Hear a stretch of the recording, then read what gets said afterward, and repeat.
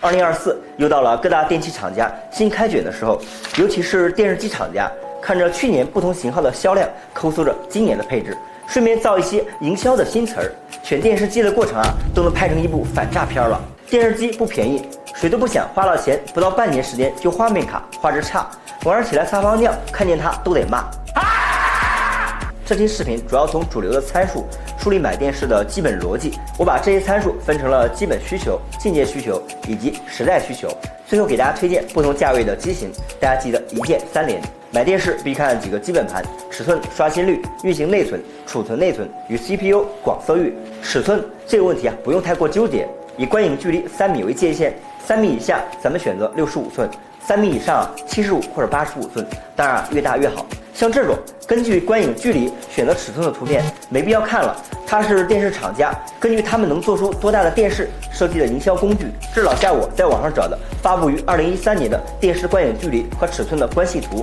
60寸的电视观影距离是4.5米，到了2015年，60寸的电视观影距离则变成了2.6到3米。来到2020年，60寸的电视观影距离不仅更短了，甚至和65寸电视打架。那阁下又该如何应对呢？目前比较科学的规范呢，是中国电子视像行业协会2016年发布的客厅平板电视主流尺寸推荐规范。这份行业规范的起草单位覆盖了 TCL、创维、海信等国内的主流电视品牌。规范根据人眼测算给出了合适的电视尺寸，按照这个表格，3到4米的客厅，65到98寸的电视都可以观看。注意，客厅建筑的开间距离是你家客厅2面墙中心线的距离，考虑到墙的厚度、沙发的位置以及人在边上看电视、在茶几上做事的实际情况，规范认为客厅建筑开间距离减去1.2米是人眼到电视的距离，而85寸和95寸是用客厅建筑开间距离为3米到5米，再减去1.2米，人眼的距离为1.8米到3.8米，几乎所有大中小户型的家庭客厅都能够满足。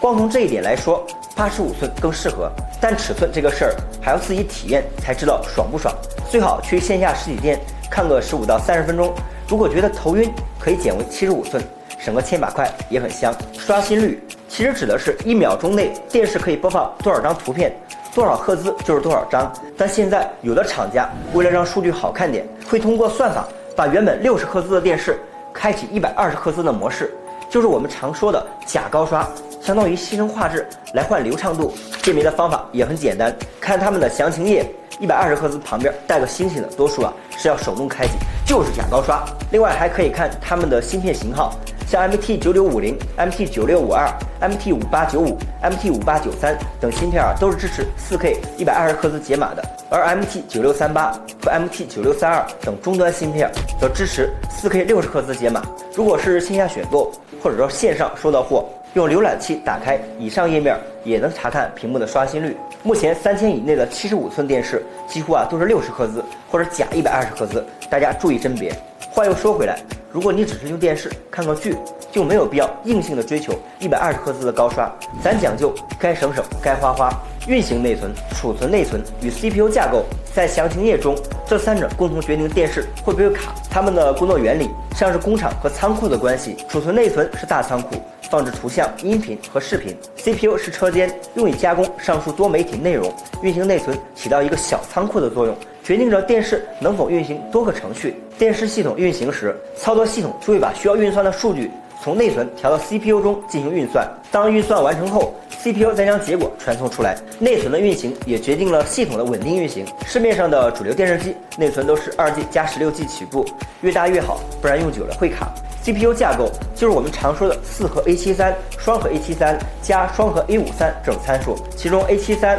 A55、A53是 ARM 公司推出的处理器架构，数字越大性能越好，相对应的核心越多，处理器的能力也就越强。按照市面上电视机的主流配置，4核 A73大于双核 A73加双核 A53大于4核 A53，预算允许就往4核 A73上靠。广色域这是代表电视机能呈现多大范围颜色的参数，一般分为 BT709 和 DCI-P3 两种表示方式，而且详情页上 BT709 的百分比数比 DCI-P3 的高，但是我们不能单纯的以百分比数来衡量谁更厉害，因为它们本身适用的范围是不一样的。相比于 BT709 ，DCI-P3 的色域覆盖更多红色和绿色的区域，也就是说可以更加真实的还原画面的色彩。这两个参数里边没有一个准确的换算公式，但根据实际效果来评判，130%的 BT709 色域值的画面显示效果相当于92%的 DCI-P3 的色域值，所以当 DCI-P3 的色域值覆盖率高于92%的话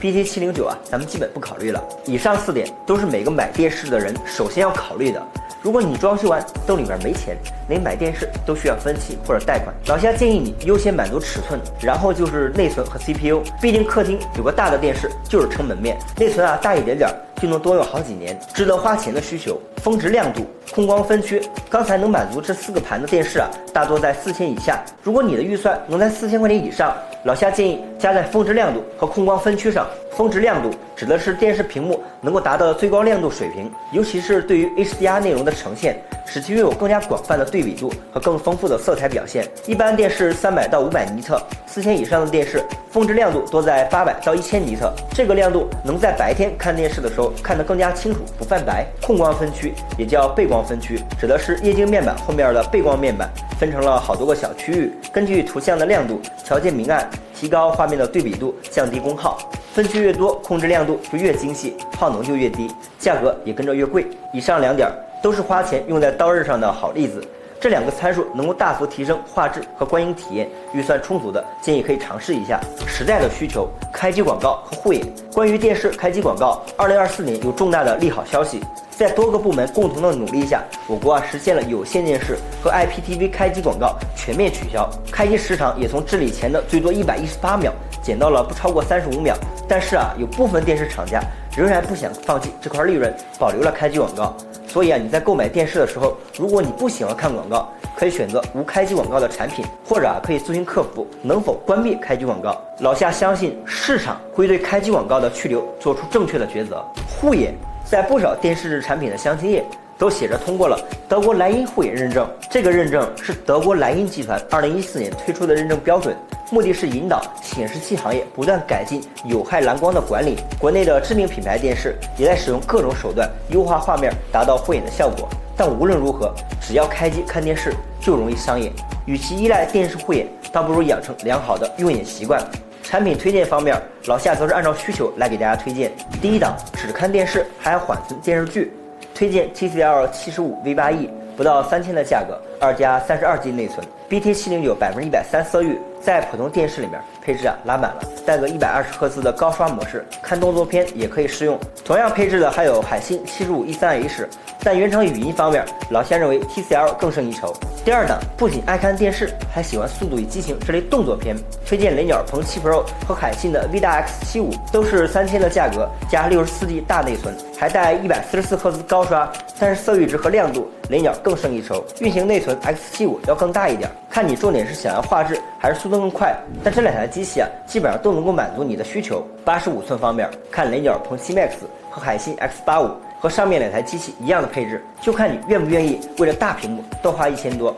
第三档 TCL T7H， 今年的卷王，220个控光分区，1100尼特的峰值亮度，144赫兹的真高刷，这配置这价位真的没得挑。第四档，铁了心要在家里面做家庭影院和电竞房，建议咱们从85寸开始选。首先是海信85 18K， 国货中的良心核心， 4K 144赫兹原生屏，1800尼特的峰值亮度，1296个背光分区，99%的 DCI-P3 广色域。国产品牌中几乎看不到的独立画质芯片和环境控光技术，顺亮细真。除非你非索尼不选，不然它就是最优解。然后是 TCL 98 T7H， 98寸的大屏幕，价格不到15000，把家里面打造成电影院。4加 128G 顶配内存，最高1200尼特亮度，672个背光分区，2路满血 HDMI 2.1。有了这个预算，唯一要考虑的就是它能不能从电梯进你家。还想问啥型号？评论区留言。